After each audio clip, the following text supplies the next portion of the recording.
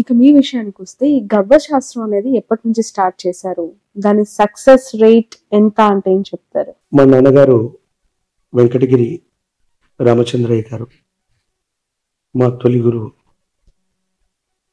మా కుటుంబ నేపథ్యం సనాతన ధర్మంలో ఆయుర్వేదాన్ని చేయటం, ఆయుర్వేద వైద్యం చేయటం అన్నటువంటిది మాకు పూర్వీకుల నుంచి నాన్నగారికి వచ్చినటువంటి సాంప్రదాయం. మా నాన్నగారు చిన్నప్పుడు అట్ ద ఏజ్ ఆఫ్ 3-4 ఇయర్స్లో ఒక కుటుంబం నుంచి వేరే కుటుంబంకి, అంటే 1942-44 ఆ సమయంలో జరగటం వెళ్ళారు. అక్కడికి దత్తుగా వెళ్ళారు. అక్కడ వారు ఆయుర్వేదాన్ని ఇవన్నీ నేర్చుకున్నటువంటి తర్వాత కొంతకాలం తర్వాత నాన్నగారు ఆయుర్వేద శాస్త్రాన్ని చేస్తూనే ఎంతోమంది ఋషితుల్యులైనటువంటి హరిద్వార్, ఋషికేశ్ ఇలాంటి విభిన్నమైనటువంటి చోట్ల నుండి వచ్చేటువంటి సాధు పుంగవులంతా కూడా మా వైద్యశాల, అంటే మా ఇంటి ప్రాంగణం ఒక ఆశ్రమంగా ఓ 15-20 గోవులు, ఎప్పుడు 30-40 మంది సాధు సంతులతో ఒక ఆశ్రమ ఆవరణలో నేను పెరిగాను. కాబట్టి నాకు వాళ్ళందరితో కూడా 2 సంవత్సరాల ప్రాయం ఉన్నప్పుడు నేను భగవద్గీతను పూర్తి చేశాను. మాటలు కూడా సరిగ్గా రాని సందర్భంలో నేను బ్రహ్మం గారికి సంబంధించిన తత్వాలని ఎవరో సాధుపుంగవుళ్ళు నాకు చెబితే ఆ తత్వాన్ని పాడడం నేర్చుకున్నాను.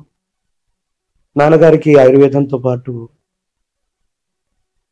యోగం, ప్రత్యేకించి జ్యోతిష్యం, వీటి మీద ఎప్పటి నుండో నాన్నగారికి అవగాహన ఉంది. నాకు సంబంధించి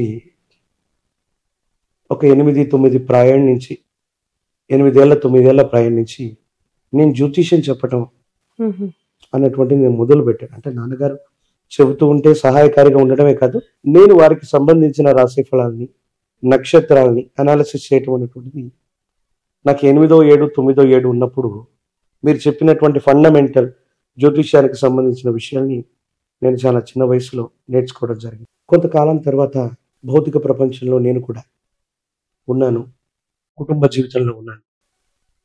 కానీ చిన్నప్పటి నుంచి 2 సంవత్సరాల ప్రాయం నుంచి ఎవరో సాధుపుంగవులు ఇచ్చిన ఆ మంత్రోపదేశం అనివ్వండి, బ్రహ్మం గారి పట్ల విశేషవంతమైనటువంటి ఆ తెలియనటువంటి ఆకర్షణ కానివ్వండి, నాకు అట్లా ఉండిపోయి నేను కొంతకాలం అడవులకు వెళ్ళాను. ఆ బ్రహ్మం గారి మఠం నుంచి నల్లమల అభయారణ్య ప్రాంతం అనుకుంటుంది.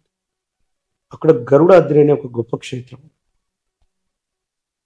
కొన్ని రోజులు, నెలల పాటు నేను అడవుల్లో నేను సంచారం చేస్తున్న సందర్భంలో ఒక్కరే ఒంటరిగా, అందరూ ఒంటరిగా వెళ్తాను, నేను కుటుంబంతో వెళ్ళాను. వెళ్ళాను. అక్కడ ఒక సాధు పుంగవుడు ఎవరో వచ్చారు. నేను ఓ రోజు బ్రహ్మం గారి యొక్క కాలజ్ఞాన తత్వాన్ని చదువుతుంది. ఆ సందర్భంలో ఆయన వచ్చి, అరే గట్టిగా చదువు అన్నాడు. ఇర్రెస్పెక్టబుల్గా ఎవరైనా మాట్లాడితే బాధపడతాం. ఆ వ్యక్తి అరే ఒరే అని మాట్లాడుతున్నాడు, కొంచెం కూడా రెస్పెక్ట్ ఇవ్వట్లేదు. ఏదో గట్టిగా చదివాను, 15-20 నిమిషాల్లో పూర్తి చేశాను. ఇది నీ జీవిత లక్ష్యం అని చెప్పాడు. ఇది నా జీవిత లక్ష్యం ఎందుకు అవుతుంది? ఇది బ్రహ్మం గారి యొక్క కాలజ్ఞానం. నా పరిస్థితులు బాగలేకో, నేనేం చేయాలో అర్థం అవ్వకో, నా భవిష్యత్తుకు సంబంధించినటువంటి స్థితిగతుల గురించి మా నాన్నగారు ఎప్పుడు చెప్పారు, నేను కెనడా వెళ్ళి చదువుకోవాలి. నాన్న నేను కెనడా వెళ్తానని చెప్పాను. నువ్వు కెనడా వెళ్ళలేవు, నీ జీవితం ఇలా మారబోతుంది, నువ్వు ఇలా అవ్వబోతావని మా నాన్నగారు నాకు 20-22 ఏళ్ళ ప్రాయంలో చెప్పారు.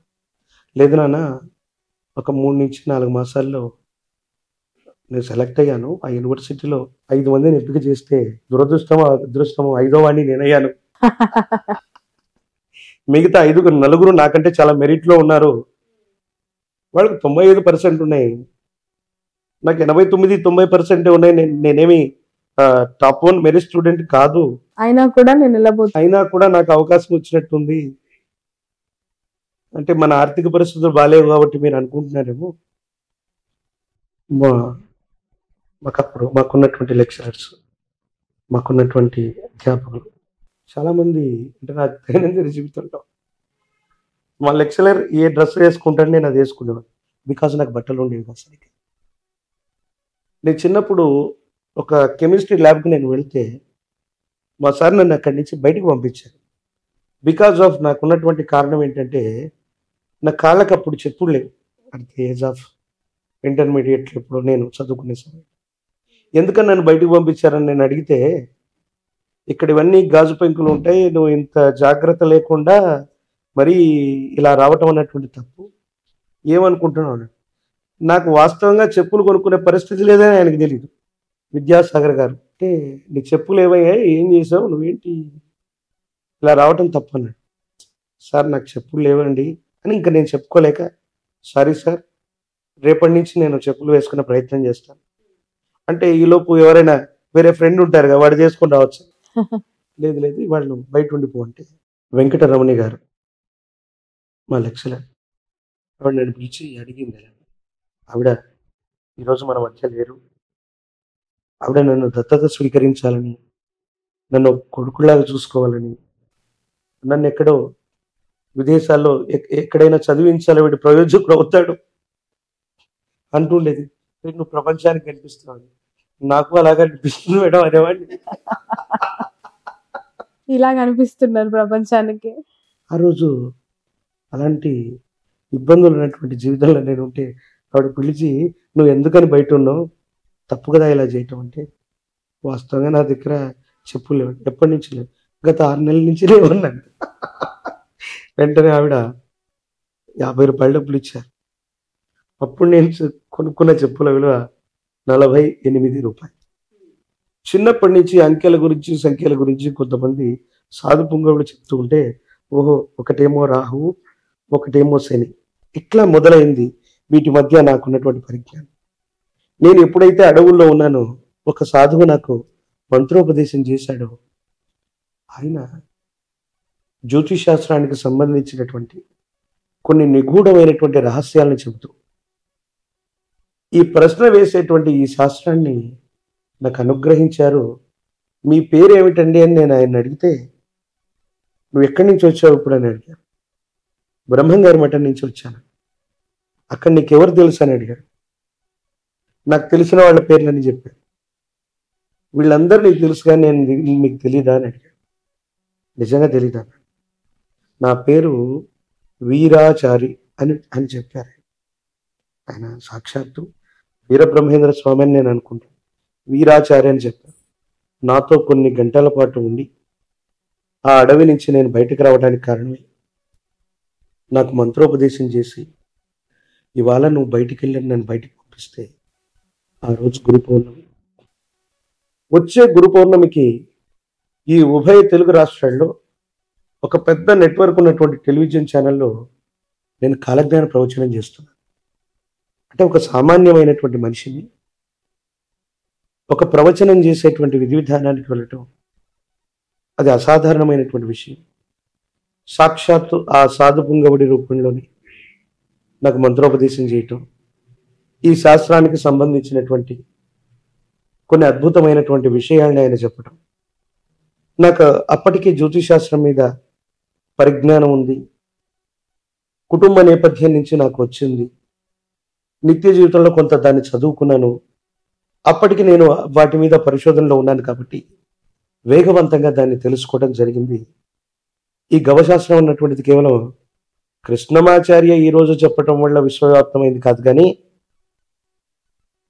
ఎన్నో వందలు వేల సంవత్సరాల నుండి మీరన్నట్టుగా మీ యొక్క పుట్టిన తేదీ వివరాలు లేకపోతే మనిషికి పేరు ఎందుకు పెడతారంటే, పేరు పెట్టడానికి జ్యోతిషాస్త్రానికి చాలా సంబంధం ఉంది. మీకు పేరు పెట్టారు, శ్రావణి గారని మీ పేరు పెట్టారు. ఆ పేరు ఎలా పెడతారంటే, మీరు ఏ నక్షత్రంలో పుడతారో ఆ నక్షత్ర పాదాన్ని అనుసరించి పేరు పెట్టాలన్నటువంటి నిబంధన. ఎందుకో తెలుసా? రేపు పొద్దున మీ డేట్ ఆఫ్ బర్త్ డీటెయిల్స్ మీ తల్లిదండ్రులు నోట్ చేసి ఉండకపోవచ్చు, కానీ పిలిచేటువంటి పేరులో శ్రావణిలో ఉన్నటువంటి రకారాన్ని మొదటగా తీసుకుంటే, ఓహో ఇది చిత్తా నక్షత్రం లేకపోతే తులారాశి, మీ వయసును అనుసరించి చూస్తే ఈ 30 సంవత్సరాలు లేదా ఈ 35 ఏళ్ళు లేదా 36 ఏళ్ళు ఈ వయసులో ఈ వ్యక్తికి ఈ నక్షత్రంలో పుట్టుంటే ఏ గ్రహదశ నడుస్తోంది, ఏ అంతర్దశలు నడుస్తాయి, ఈ గ్రహదశలో ఈ అంతర్దశలో వీళ్ళకి ఫలానా సమస్య వచ్చి ఉంటుంది. సో ఈ పరిష్కార మార్గాన్ని చెప్పాలని జ్యోతిషుడు 10 సెకండ్లలో వీటిని లెక్క వేయాలి. అందుకని వ్యక్తికి పేరు అన్నటువంటిది మన ఇష్టం వచ్చినటువంటి పేరు కాకుండా నక్షత్రాన్ని బట్టి పేరు పెట్టడం వల్ల మన పేరు చెప్పగానే జ్యోతిష్యుడికి మన నక్షత్రం, మన రాశి, గోచారవశాత్తు ఇప్పుడు మన గ్రహ దశలు, అంతర్దశలు, మహర్దశలు ఇవన్నీ 10 సెకండ్లలో ఆయన లెక్కించగలడు. Okay, right. ఇప్పుడు ఆపరేషన్ లేకుండానే మోకాళ్లకు ప్లాస్మా ట్రీట్మెంట్. మీ ఆర్థోపెడిక్ సమస్యలన్నిటికీ రోబోటిక్ టెక్నాలజీ ద్వారా తక్కువ ఖర్చుతో శాశ్వత పరిష్కారం. Free consultation. ప్రతి ట్రీట్మెంట్ పై 20% డిస్కౌంట్. ఈ ఆఫర్ కొద్ది రోజులు మాత్రమే. త్వరపడండి. V9 hospitals 9281465842.